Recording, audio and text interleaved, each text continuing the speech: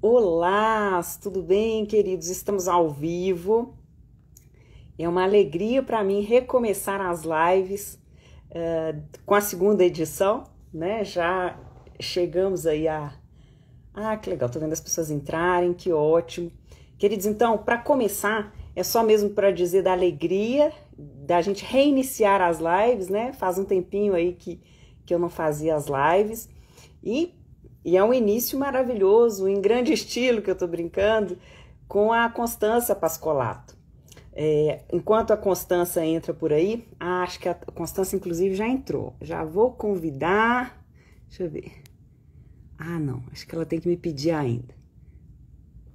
Então, deixa a Constança assim que ela me chama aqui. Constança, querida, eu estou, inclusive, querendo contar um pouquinho de como a gente se conectou, como foi esse nosso encontro, através de uma amiga em comum, que é a Mônica Waldvogel, que me convidou para participar de um grupo liderado e coordenado pela Paula Trabus, que é uma diretora de cinema, e foi daí que eu conheço a Constança, nesse momento tão estranho, né, de pandemia e de tudo mais, dessas coisas maravilhosas que acontecem nesse momento tão estranho.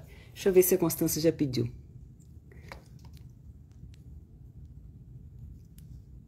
Aqui. Eu que te enviei a solicitação, assim que você aceitar, já aparece conosco.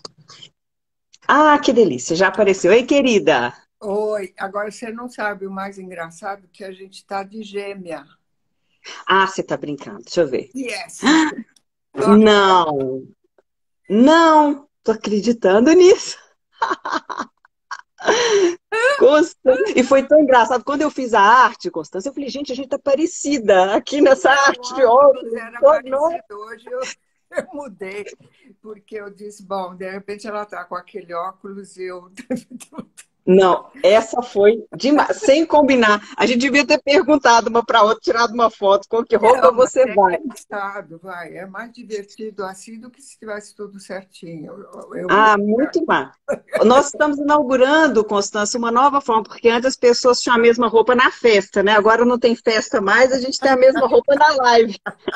Agora, é muito engraçado. Fora que isso aqui, você sabe, é uma collab da Ângela com minha filha Consuelo, né? Blocker. Você sabia, não? Não, não sabia. Então, tem mais uma coincidência, menina. Minha filha Consuelo faz colaborações com Ângela Mota, que é uma amiga e é uma super. Mineira. A roupa linda, gostosa, chique, tem a cara da vida que a gente leva, né? Quer dizer, e de repente eu vesti porque eu sei que ela.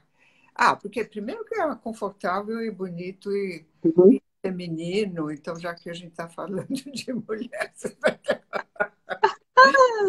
para essa coincidência é o máximo. Eu acho que a Consuelo está aí e Ah, ela deve aproveito para estar mandar um vendo beijão. essa coisa.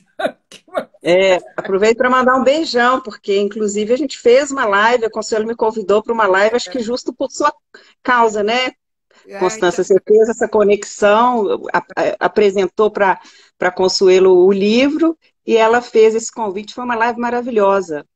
eu assisti, eu adorei. Escuta, eu estava, até falei com a Paulinha que eu estava um pouco ansiosa, porque você é uma intelectual, né? E eu sou filha de intelectuais que eram fracasso na escola, entendeu? Um pouco, é verdade, porque eu sou anoréxica, não, eu já fui também, mas eu sou disléxica, entendeu? Então, na época da escola, eu era boa em história, filosofia, essas coisas, mas eu não conseguia olhar para o número, entende? E na época, eu estou te falando dos anos 40 50, as pessoas não entendiam que era uma dislexia. Uhum.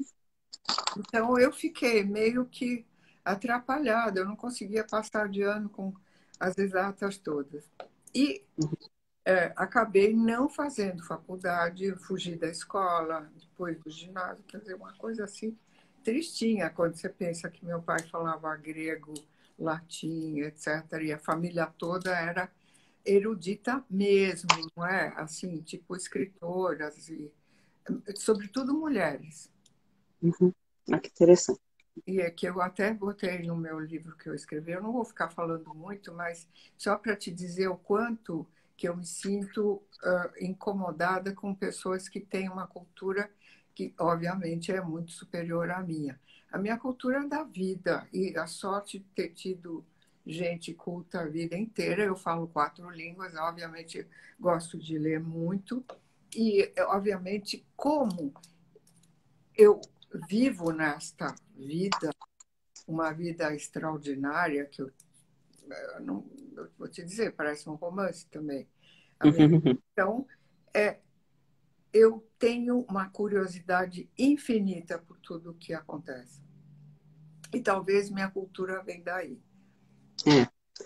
E é exatamente isso que me encanta em você, Constância. Acho que foi uma das coisas que nas nossas conversas no Zoom privadas, que agora a gente está tornando pública, o que me encanta é que você é dona assim, de uma erudição, acho que tem uma dose grande aí de humildade nessa sua Ah, autoavaliação. Tem sim, tem sim. tá bom. Você é uma grande conhecedora de arte, você tem exato, isso é um conhecimento, porque tem uma certa compreensão, Constância, que a academia, quem tem doutorado, mestrado, como só essas pessoas tivessem acesso à erudição e à cultura, e às vezes a gente como se diz, se alimenta disso por outras vias, que eu acho que é o seu caso.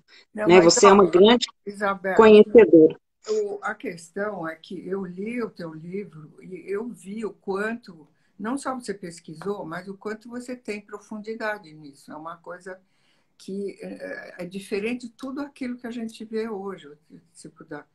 E eu acho que cultura, erudição, como eu vi nos teus livros e como eu já sabia, porque sempre foi uma arma, inclusive para mulheres, que para se colocar num patamar superior do que elas estavam fadadas ao longo do tempo, porque a gente estava tão ocupada tendo filho e se recuperando, etc. e tal, que eles levaram vantagem, assim, eu não vou analisar, mas eu te falei já em outras vezes que eu sou fã absoluta da Leonor da Aquitânia, de 1129. A mulher viveu 82 anos, casou com 2 reis, dois, um francês e um inglês, que eram bruto, e que ela levou todo o conhecimento dela e sofisticação, e mandou fazer versos e coisas mais para eles, inclusive para agir dentro da corte, porque o pai dela já era um homem culto e tinha ensinado tudo para ela. Guilherme Destra. E a É. mulher teve 82 anos. Teve lá uma hora que o Henrique, o segundo marido, ficou bravo porque os filhos fizeram complô contra ele, já ficou na cadeia há 15 anos. Mandou prender. A mulher, e ainda ela Eu, saiu e ainda fez coisas. E ela é, foi da segunda cruzada até escapar. Você pode uma coisa dessa? eu adoro você recuperar a Leonor, sabe por quê, Constância? Eu acho que ela tem que ser revisitada, essa mulher. Ah, Primeiro, ela é prova de que a busca da emancipação das mulheres vem muito antes, a gente está falando do século XII, né? Leonor de é. Aquitânia está no século XII. E outra coisa, ela foi uma mulher absolutamente astuta e muito. Ela promoveu toda uma erudição e uma pedagogia, que a gente vai chamar de cavalheirismo, É. que é, de certa forma, para mim, ela é uma das primeiras feministas, entre aspas, no sentido que ela é Não, muito astuta. O que, que ela faz? andava em tudo, vai. E ela faz os manuais de boa conduta numa época que é bom a gente lembrar da Idade Média. Eu até coloco, é uma espécie de uma lei que dizia: você pode bater na sua mulher, ela pode sangrar, desde que você a coza e ela viva. Ou seja, a gente está olha que loucura, a gente está falando de uma sociedade que era legítimo a agressão à mulher. E a Leonor de Aquitânia, ela, ao invés de se contrapor a toda essa legalidade, ela vai pela via da cultura, de uma maneira muito inteligente, ensinando o cavalheirismo, ou seja, Que ela inventou umas coisas e formas de agir em corte para os outros se sentirem menores se não fizessem assim. E não, acompanhasse essa harmonia e música, e literatura, e isso, aquilo. Imagina. É, era uma corte muito ilustrada. Grande poder que eu acho que minha mãe dizia, e minha avó materna dizia que ela dizia, sabe, o nosso poder é o da influência. Uhum. Olha que inteligente. É. Então, minha mãe já era mais do que influência, porque ela pegava e saía, Joana d'Arc perdia perto dela. Mas e ela não tinha o menor problema de atropelar qualquer um. E eu adorava isso, porque eu não tinha coragem de fazer isso. E nunca tive, né? Porque eu não tenho essa coisa da... Eu não gosto de enfrentamento, coisa que a Consuelo também pegou da avó dela, né? Quer dizer, E isso é interessante, porque existem várias formas de enfrentamento, muito sutis às vezes. E da Leonor de Aquitânia é um belo exemplo disso, né, da sutileza. E olha que interessante, Conselho, geralmente existe uma leitura de que esse tratamento da mulher, que ela tem privilégios, que foi um pouco essas normas de condutas da corte, como se isso fragilizasse a mulher. E na verdade era o contrário, né? Era um privilégio que as mulheres tinham, elas que passavam na frente, elas que tinham prioridade. Então ela vai criar essa cultura cavalheiresca, né? Que é do cavalheiro, da pessoa ser educado. E isso é uma forma do homem tratar bem a mulher. Então, ao invés de ser o sexo frágil, né, isso construir a ideia do frágil, ela vai por outras vias, astutamente, né, colocando um outro lugar para as mulheres. Aí eu acho bem fascinante. Que é um pouquinho o que eu tento fazer, de alguma forma, no livro todo, né? Que é é, buscar... e tem cada história, menina. Às vezes eu fico um pouco... porque eu pouco sabia sobre bruxa, né? Porque Uhum, na questão das bruxas, eu sempre achei a magia uma coisa bacanérrima, né? Mas a magia, assim, para mim, quando eu era menina, você entende que eu nasci em 39, né? Quando eu era menina, era nos 40, 45, 49 e tal e coisa. E magia era uma coisa que eu já tinha visto Bambi, porque Bambi já existia, o filme, em 40. E eu achava que ele precisava de uma ajuda mágica, tadinha, porque não era para ter todo aquele infortúnio que ele teve, entendeu?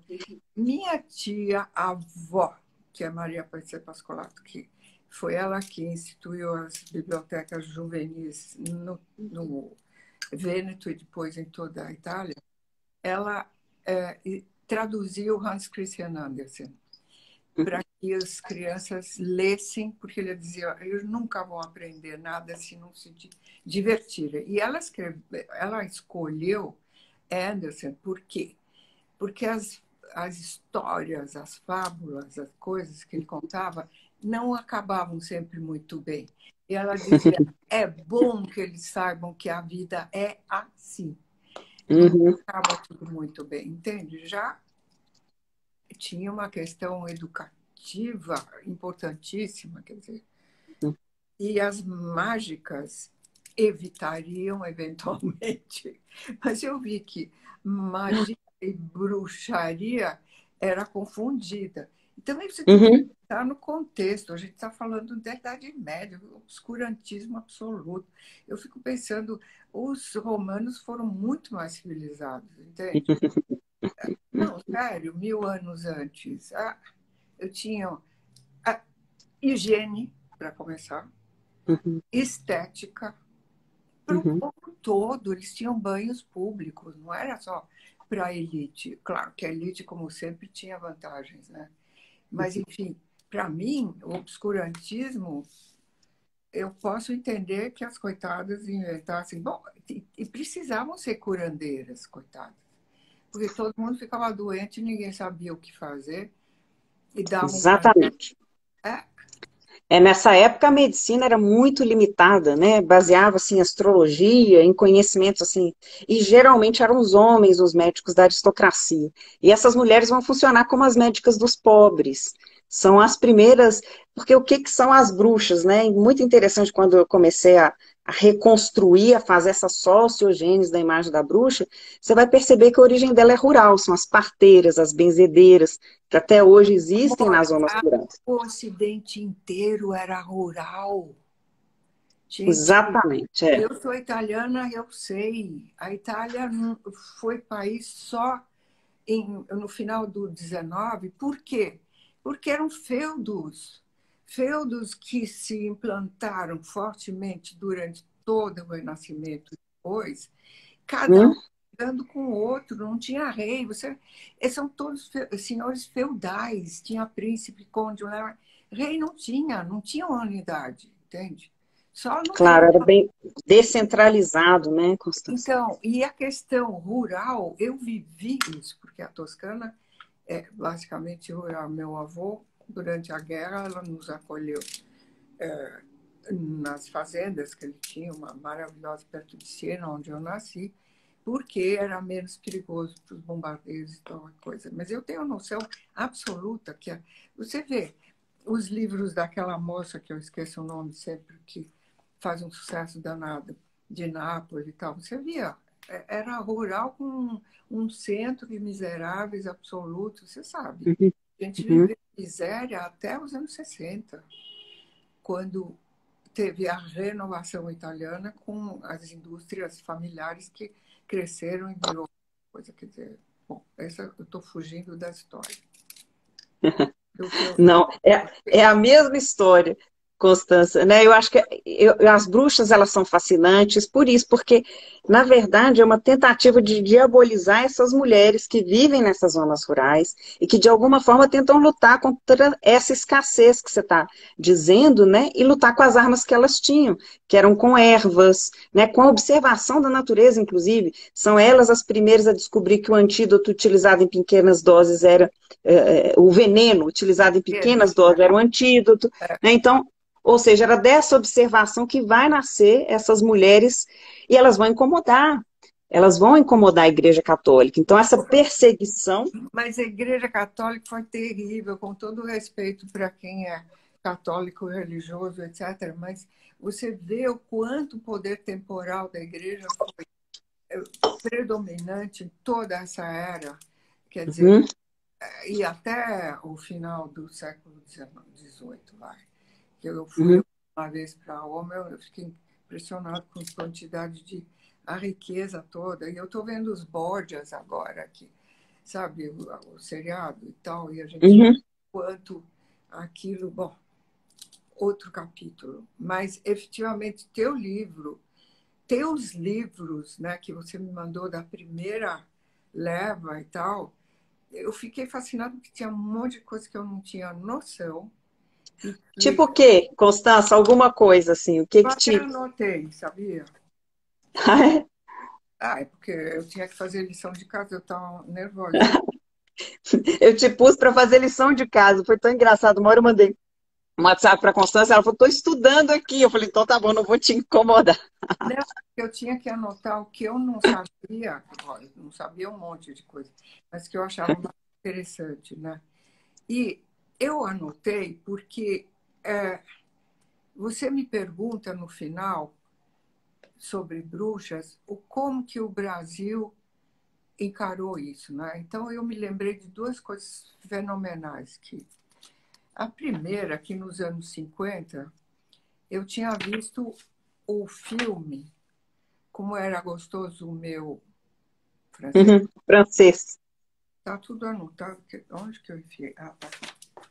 Como Era Gostoso o Meu Francês. Isso era de 1594 a época, né? Uhum, Mas o Nelson Pereira dos Santos, ele fez um estudo que eu achei genial, porque trouxe a imagem, porque esse francês era um cara que estava na França Atlântica, na Baía da Guanabara, e ele teve que fugir com os amigos dele porque ele era contra algumas coisas e ficou nadando, e aí encontrou os tupis. E os tupis, que eram amigos dos portugueses, né, acolheram ele. Tá? Mas eu não sei o que aconteceu, que eu não me lembro direito, ele foi parar nos tupinambás. E você uhum. pergunta no final. Faz de novo aquela pergunta que você fez. Eu vou te contar o que eu entendi desse filme. Você diz como Te perguntei sobre a fala, questão da cordialidade, né? Que as índias tiveram um papel preponderante nos mas rituais fala canibais. para brasileira até de hoje, não é isso que você falou?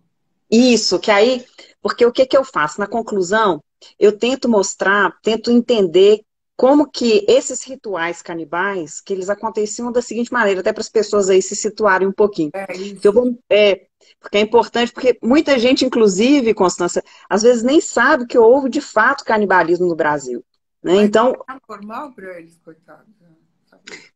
e era um ritual, né? Era mais do que uma alimentação, era mais do que um canibalismo, é o que a gente vai chamar de antropofagia, que era um ritual mesmo de acolhida do inimigo. E geralmente eram as mulheres que acolhiam o inimigo, inclusive uma delas passa a ser parceira sexual dele. E aí no Exato. final O que aconteceu com o ele francês, coitado. E o Hans Staden, por exemplo, é um dos que também fica preso durante 9 meses, um alemão. isso.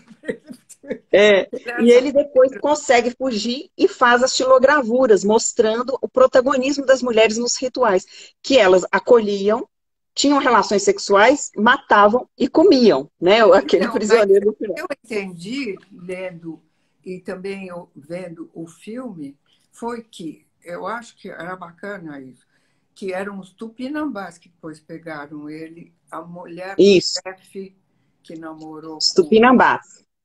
o Foram os tupinambás. tupinambá. Porque os tupis, eu acho que você está falando do André Tevé, que Não, é é o outro. mesmo, mas ele fugiu de um lado para o outro. Eu não entendi bem qual é. Será que é o Jean Delery? Amor, É, não sei. É é, o francesinho do filme, entendeu? tá. Não é um personagem. É o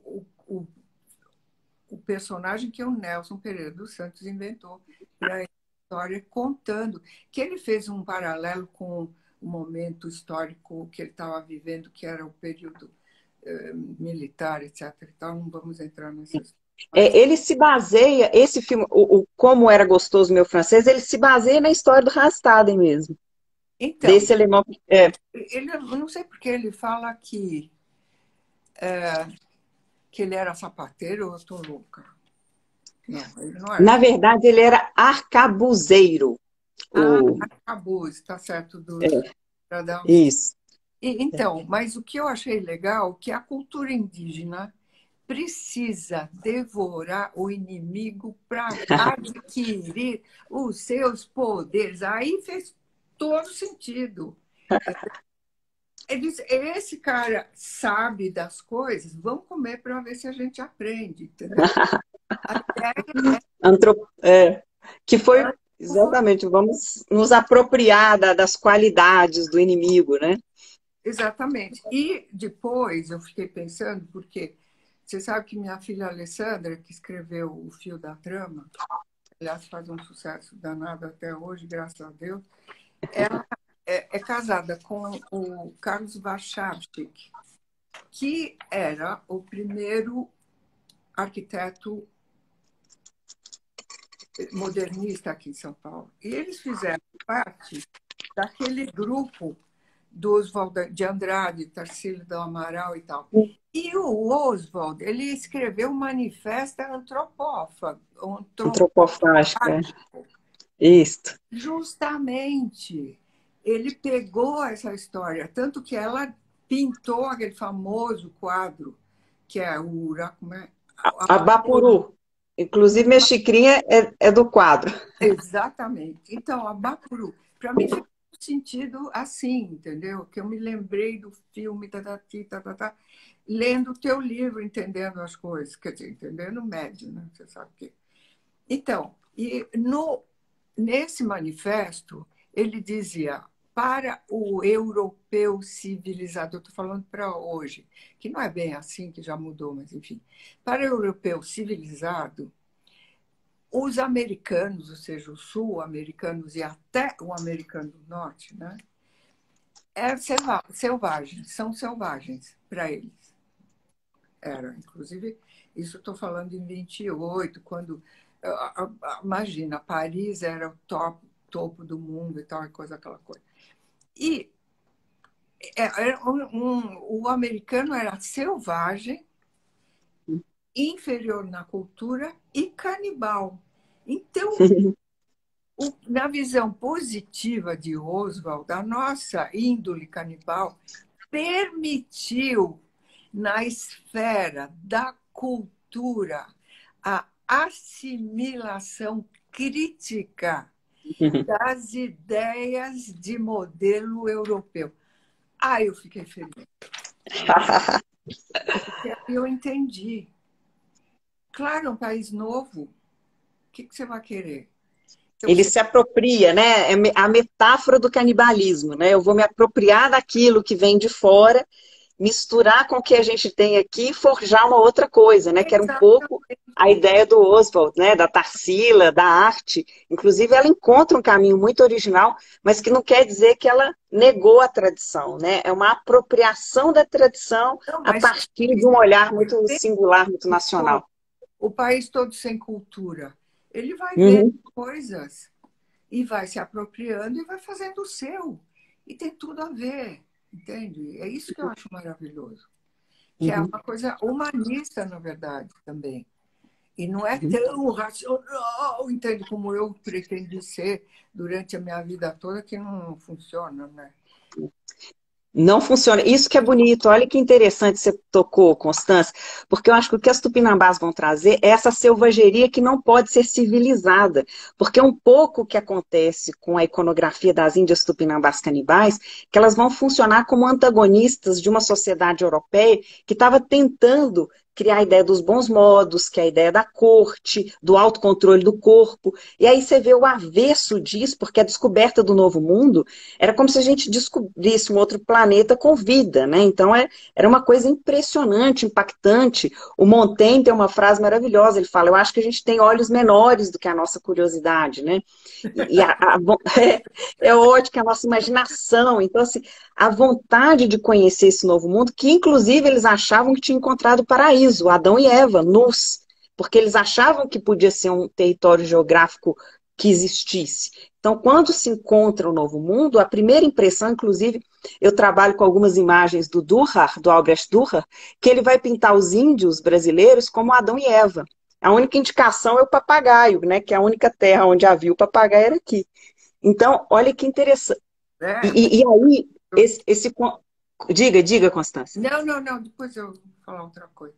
Não, continua, por favor. Mas, assim, o que eu estou querendo trazer da sua fala, que eu acho muito importante, que é como os índios vão representar no imaginário uma pureza que eles vão tentar resgatar, um Éden imaculado, numa Europa cheia de bruxas, né, diabolizada, e eles vão acreditar nisso. Só que quando o Vespúcio começa a descrever o canibalismo e depois Rastaden vai trazer essas imagens, é como se tivesse a queda deles do paraíso, né? Então era abominável descobrir o canibalismo, a selvageria, mas ao mesmo tempo eles são um contraponto muito interessante. Até na conclusão, que era um pouco que eu estava querendo que eu te perguntei, você já respondeu brilhantemente, indo até a Oswald de Andrade, Manifesto, Antropofágico, Tarsila do Amaral. É uma das coisas que eu mais gosto da cultura brasileira e você entende que eu tive que adotar uma outra cultura, apesar de ter estudado, mas o fato de ter, sabe, raízes totalmente italianas o tempo todo, então e um respeito fenomenal pela cultura dos meus antepassados todos, inclusive os que eu conheci, tias e tal, porque eu ficava muda, só ouvindo, e elas não eram assim arrogantes, pelo amor de Deus. Mas o Brasil tem esse frescor que ele é justo que seja assim, entende? Agora, você imagina aqueles europeus quando chegaram, além de tudo aquilo que você falou, com aquela roupa pesada, que elas tiveram que fazer aquela passada de um barco.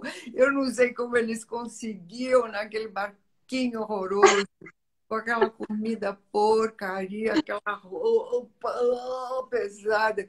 Deus me livre, entende? Que eles usavam a vida inteira, 6 meses, que nojo e tal. Imagina, com calor, um clima maravilhoso, sem ter, sabe, as estações, que é uma coisa que eles sofriam, né? Quer dizer, não tinha aquecimento central. Chegar aqui, tá todo mundo pelado, né? Os É, índios nus, pô, vivendo uma parece uma festa. sexualidade, inclusive, muito livre, né? Impressionou eles, as mulheres Não, tinham relações sexuais com outros homens, sem drama, e tudo isso impactou muito, né? Todo o comportamento. E eles trouxeram um frescor, de fato, né? Então, olha que interessante, Constância. Talvez o canibalismo, o que eu até chamei na conclusão de cordialidade canibal. Então, o brasileiro, ele conjuga, como se diz, um esquema relacional muito contraditório, né? Por um lado, nós somos cordiais, a gente acolhe o inimigo, mas, por outro lado, a gente é muito violento, a gente come, engole e faz alguma outra coisa com isso, né?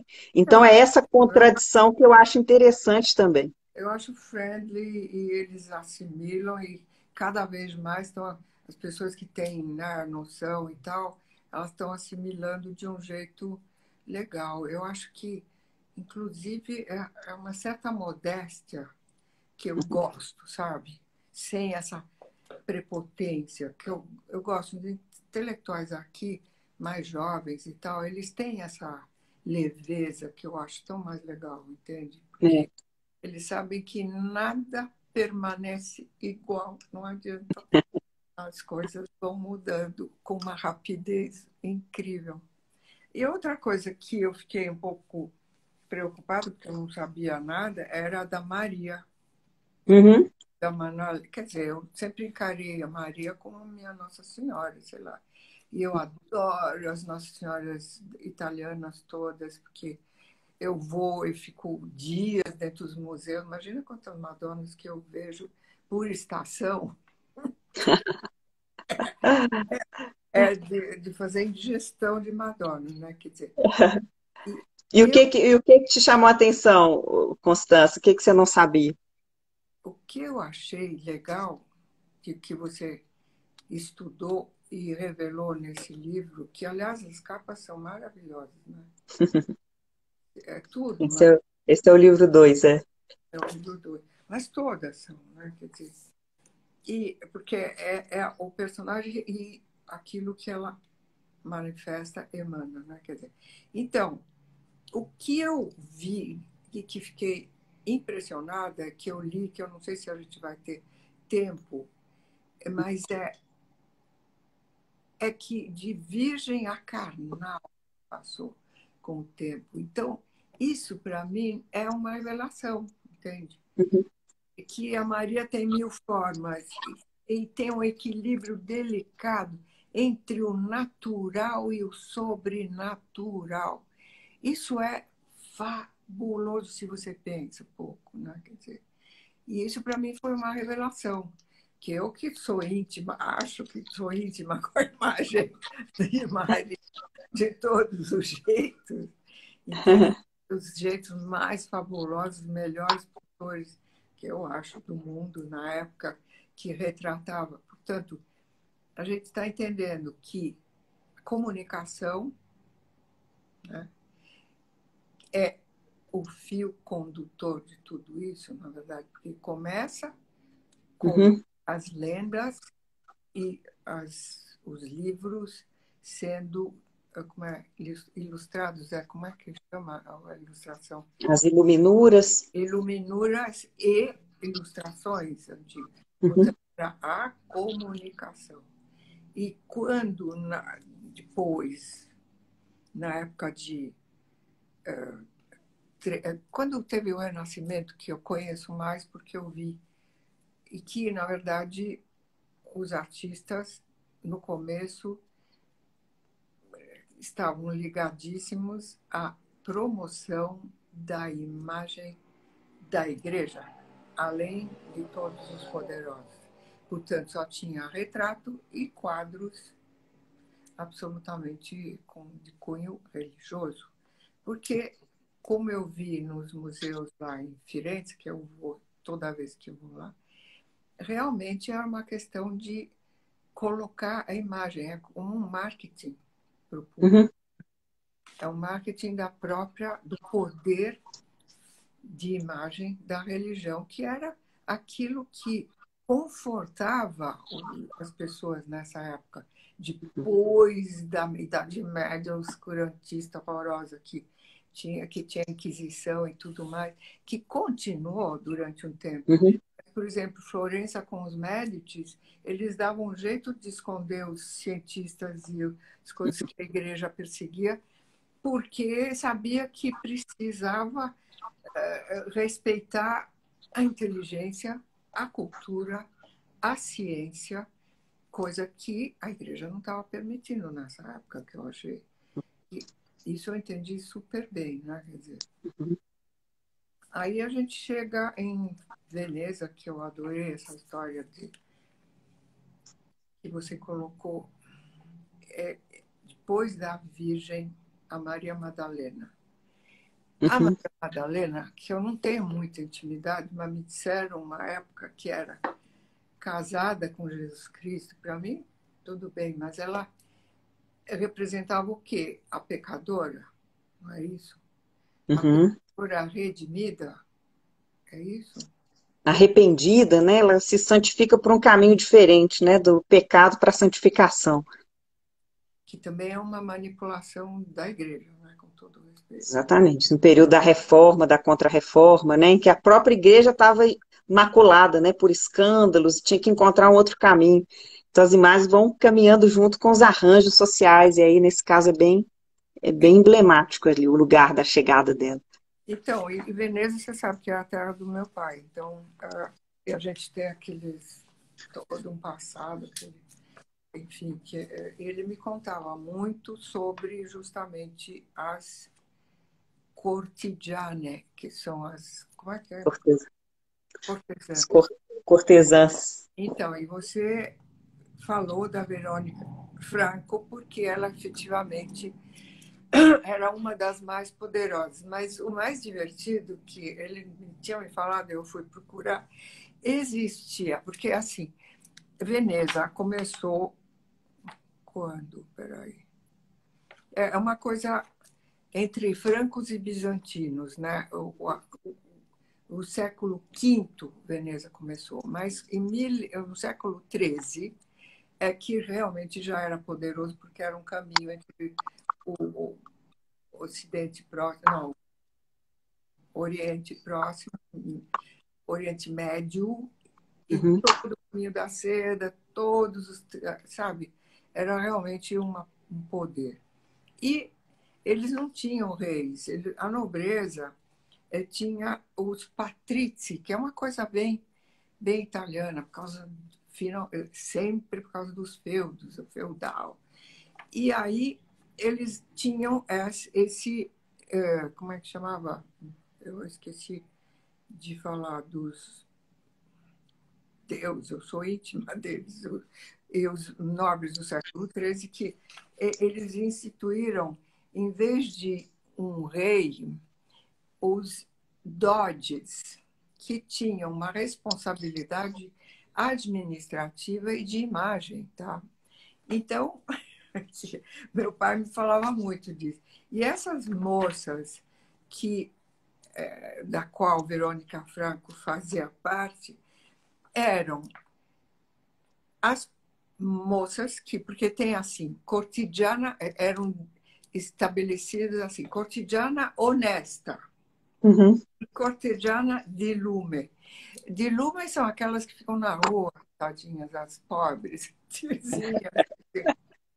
E a cortigiana honesta, da qual a Verônica Franco era filha de uma outra cortigiana honesta, Exato. e eles eram cultos, eles estudavam, eles tinham cultura.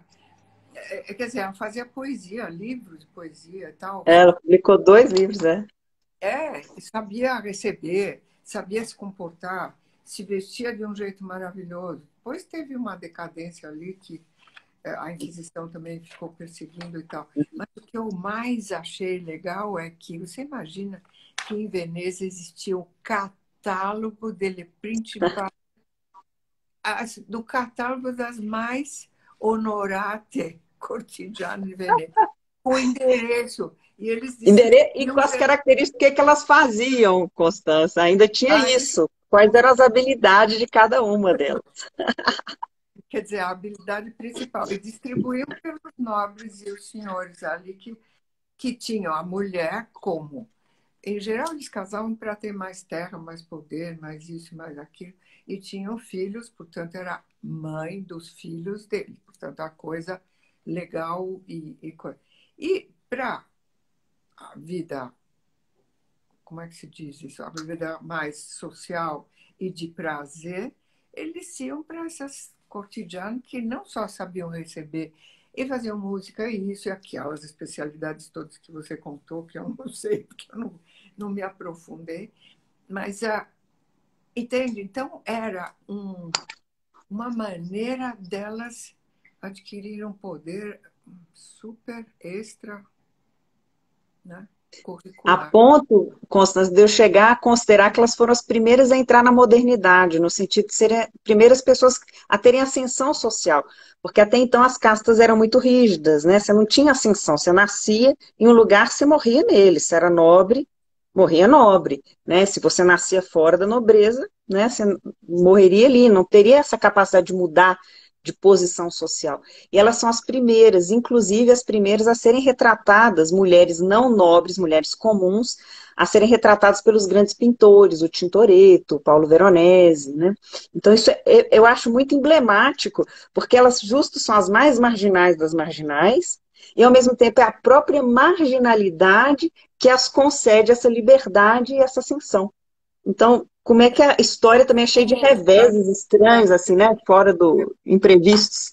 Então, eu acho interessante porque, na verdade, elas são as antepassadas das cortesãs francesas do século XIX, então, que também era o centro. Toda vez que tem um centro cultural e econômico importante na Europa, se forma toda essa cultura, É, né? Quer dizer, é. No século XVIII teve Madame de Pompadour, que também foi uma mulher que foi a quase a primeira-ministra da França, né? Uma figura emblemática, assim, na política. Então, são mas mulheres que ela era têm. inteligente, era É, muito. Aí eu trato toda a história, porque os reis franceses, ai, é tudo uma outra cultura. Os italianos eram muito pouco coisas assim, do que os 14, os Luíses 14, 15, 13, não, 13 não, mas. O 13, 14, 15, né? Depois do 16, coitado, ele se ferrou. é. Ele já não tinha qualidade e tal. Bom, e depois a gente está com menos tempo, eu fiquei falando.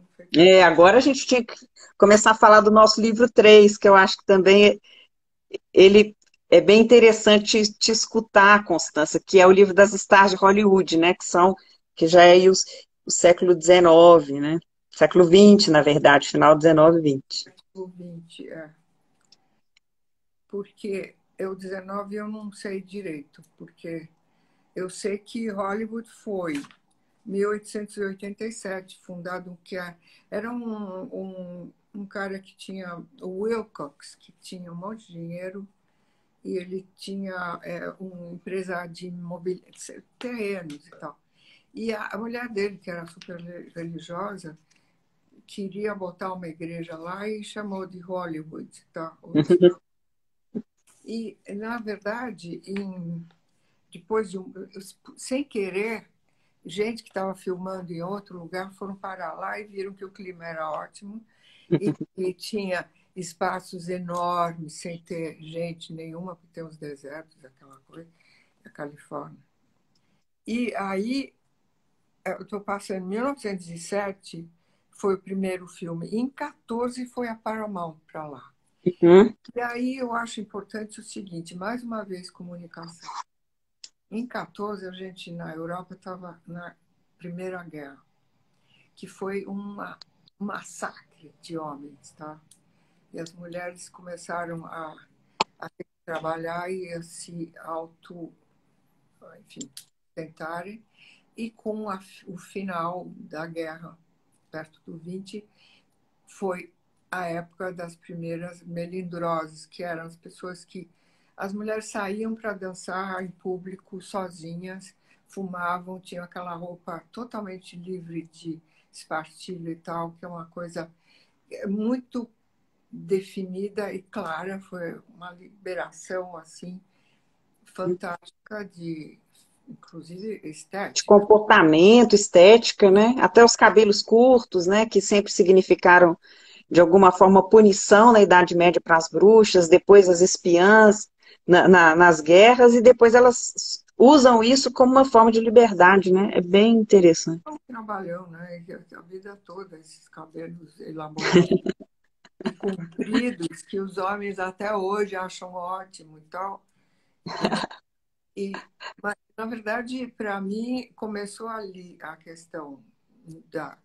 Porque o cinema mudo, para mim, não funcionava porque era muito exagerado e tal coisa. E eu, na verdade, mergulhei como adolescente nas meninas lá.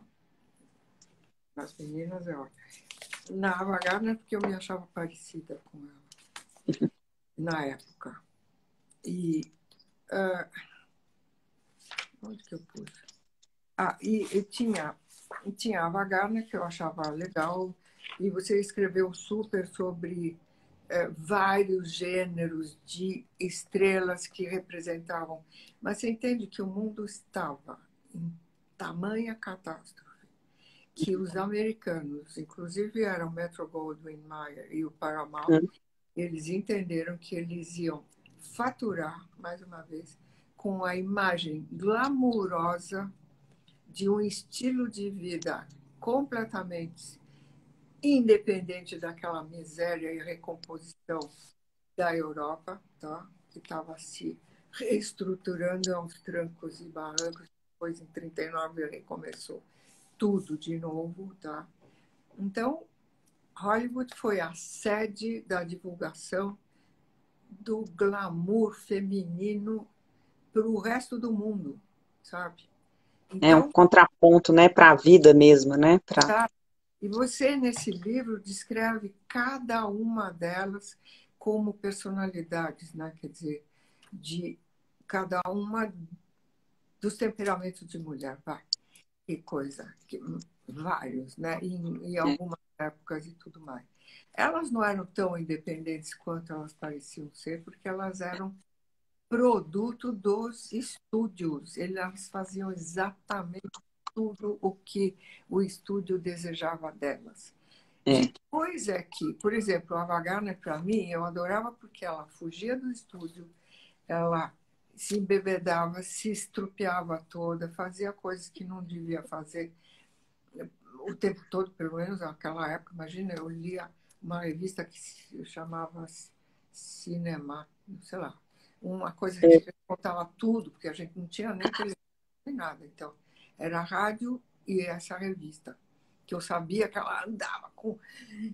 Dançava a noite toda, se embebedava.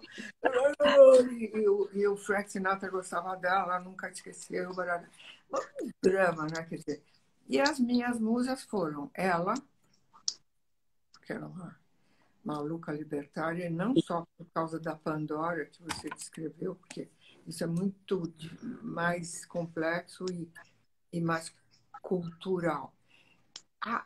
Eu amava também, apesar de não combinar comigo, como Steve e tudo mais, a Marilyn, porque as pessoas que morrem cedo, desses gênios ou personalidades, parece que eu entendo que eles estão ali para pouco tempo, sabe? Agora, uhum, eu não quero confundir, porque eu tenho pessoas da música, da não sei o quê, que você vê que elas não vão durar muito, mas tem uhum. uma espécie de brilho especial que você não. Eu sabia, o William Wyler contava que ela tinha que repetir 18 vezes a mesma frase, porque ela esquecia que ela estava entupida De de remédio. droga e tal, de pílula, sei lá o quê. Mas a gente não sabia. Mas, ao mesmo tempo, ela tinha uma coisa assim. Só os casamentos dela, como ela se dirigiu, o que ela tentou fazer, quero ser uma atriz de verdade, sabe? Aquelas coisas todas. Para casar com um intelectual do jeito que ela casou, enfim, que era. É, ela, Fala. ela, não, ela inclusive Constância, eu queria até te perguntar isso. Ela é uma mulher que eu acho que ela tem uma sexualidade também muito aguçada, e ela vai representar esse período, inclusive, do cinema, não só ela, mas todas. Aí você citou como a Ava Gardner foi subversiva dentro e fora das telas, isso também é uma característica que marca as stars, né? Essa mistura do público e do privado, e como que essas coisas vão legitimar uma outra, por exemplo. Elas são mulheres que fumam, que abordam os parceiros no cinema, né? As personagens são muito E na vida transgressivas. também. E na vida real, então tem uma confusão muito grande. A própria Ava Gardner faz no filme, no Pandora, ela se envolve com o toureiro e na vida real ela se casa com o toureiro.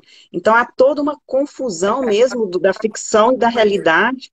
Era uma É. preferência dela, os dois.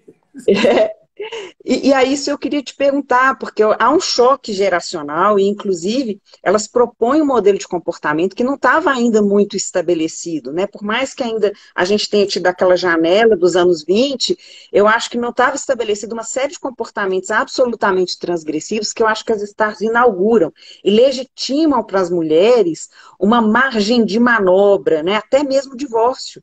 Acho que o divórcio é fundamental, inclusive, para ser pensado, porque são mulheres que se divorciam muito dentro e fora das telas, né? Elas se São casam mais de mulheres uma que vez. conseguiram o divórcio, né? São as ativistas femininas que conseguiram. Porque senão não ia rolar o divórcio e tal. E o tempo todo é mulher, né? Quer dizer. Agora, o que eu acho. Depois tem outras que eu gostava, a Audrey.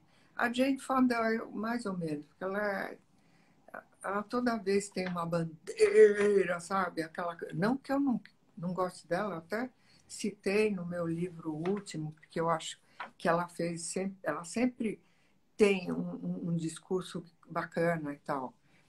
Mas, e a Audrey, porque era elegantérrima, e depois Uhum, era do divórcio, essa é outra história, porque eu acho que ela era muito elegante de verdade. Então, uhum. eu sei que ela casou com um italiano, eu sei como ela se comportava e tal, ela acha que era.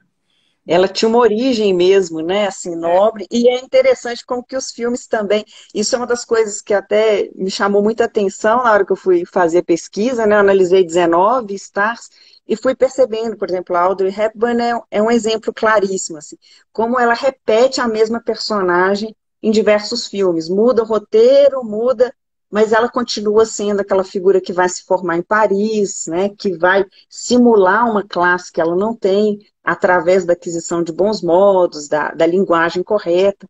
Então é muito interessante assim, a construção das personalidades, né, na repetição da filmografia. Assim. agora, o que eu achei legal que você abre sempre, todos os livros, a gente está com pouquíssimo tempo, é, Agora já estamos quase, olha, passo rápido. o que eu acho assim fundamental, que é a base de tudo que você escreveu, eu acho, que o olhar alheio é tão importante na formação da nossa imagem. Será que é? É, porque as pessoas querem, sim, atenção, reconhecimento, ser visto, ser considerado. Senão você não existe. Então tem aquela frase: eu penso, logo existo. Não, eu apareço, você me vê, logo eu existo. E hoje em dia, com essa revolução que é a internet, eu apareço, eu me. Como é que chama esse? Me fotografo, Selfie, logo eu estou bem, autorrepresentação agora. eu existo. E é assim. E é lógico que a gente tendo essa abertura, o que a gente conheceu de tipos não tem conta. Eu fico fascinada de ver o quanto a gente desconhecia do nosso mundo e o quanto esse mundo desconhecido foi evoluindo dentro da própria imagem. Uhum. Portanto, existem milhares de humanos hoje em dia, de imagens de humanos, porque dentro da cabeça, mais ou menos, eles têm. A gente é dessa família, da outra, a loucona, ao É, menos, é, né?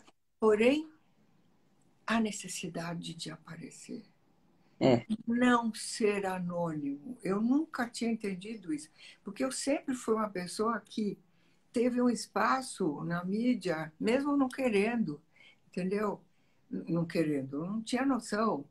Então, Aham. para mim, eu nasci bonitinha, portanto eu usava isso, porque era Bonitinha, linda. bonita. Então Ah, eu usava a belezura, porque metade do mundo me achava burra, entendeu? Então, vamos nessa. Eu fui indo, porém eu necessitava, sim, da aceitação dos outros. é, eu acho que isso nunca mudou, viu, Constância? Eu acho que é uma das coisas que eu constato no final. Assim, acho que o grande motor mesmo da sociedade é a busca pelo reconhecimento. E não é, isso não significa uma vaidade, né? É uma busca de existência social. É uma busca pelo olhar do outro em vários níveis, né? Que pode ser na sua família, que pode ser num grupo mais ampliado, mas essa é a grande busca humana. Ela é mais do que a busca econômica, ela é mais do que a busca por sobrevivência. Eu acho que a busca pelo reconhecimento ela é o motor central da sociedade, né? Então, por isso, essa luta das imagens pela visibilidade, ela é tão importante, né? Ela é tão central mesmo para a gente entender. Eu acho que é um pouco esse caminho, assim, que eu fui descobrindo depois, Constância, também, como se diz, eu não sou sabida de nada, não, fui sabendo, né, à medida que eu fui estudando. E eu acho que isso me impactou muito, assim, né, como que a gente lutou para se humanizar primeiro, né, deixar de ser bruxa, deixar de ser santa, e depois a gente lutou para se individualizar, que eu acho que as stars vão ser essa imagem da busca por ter um rosto nesse mundo. E agora a gente vive um momento muito especial, né, Constância, com as redes sociais, em que todos querem, né, há uma democratização da busca pelo rosto, e as pessoas buscam seu reconhecimento agora, cada um, né, e não querem mais cultuar a imagem alheia, eles próprios querem construir uma imagem nesse mundo. Claro, porque eles vivem de outras imagens também, né? Quer dizer, Uhum, e tudo passou da arte rapidamente para televisão e cinema uhum. e agora a internet, porque não tem limite. Que vai dar visibilidade, até uma coisa legal, assim, Constância, para mulheres que não tinham visibilidade, né? As negras, a gente começam a surgir É, outros tipos que vão quebrar essas estereotipias das exato. mulheres mais velhas. E não só a imagem, mas elas podem contar o que elas estão fazendo, o que elas estão pensando, que também Uhum. é uma revolução, porque tem voz todo mundo. Ética, né? É, Não é só estética, é uma revolução ética do comportamento. e elas podem muito bem, porque elas vão ter sempre alguém que vai gostar daquilo, Uhum, entende? Elas se identificam com outras, mas elas se manifestam, portanto os outros vão saber. uhum. Através do digital, sei lá, essa coisa incrível que a gente vive. Constância, querida, você acredita que nós já estamos aqui no limite do nosso tempo? Então, Passou tão rápido essa conversa que eu nem acreditei. eu também. É que eu falo muito, às vezes fora do contexto, mas sei lá. Não, não foi nada fora do contexto aqui, não. Foi tudo super dentro do contexto. Constância, querida. E as gêmeas se despedem. Então, Isso, adorei. Querida, adorei a conversa. Te agradeço muito esse tempo, a sua generosidade, te mas escutar, eu escutar a sua leitura. para eu aprender mais coisas. Porque antes eu estava me divertindo com os teus livros, depois eu tive que estudar rapidinho, senão eu ia fazer um papelão. Ave, ave. Não, foi maravilhoso. Constância, querida. Obrigada. Ó, ó, vou encerrar então para a gente poder gravar essa live que Ah, foi maravilhosa. é. Querida, então um Tchau. beijo, gratíssima pela companhia, viu? Obrigada a você. Tchau, meu bem. Beijo, querida.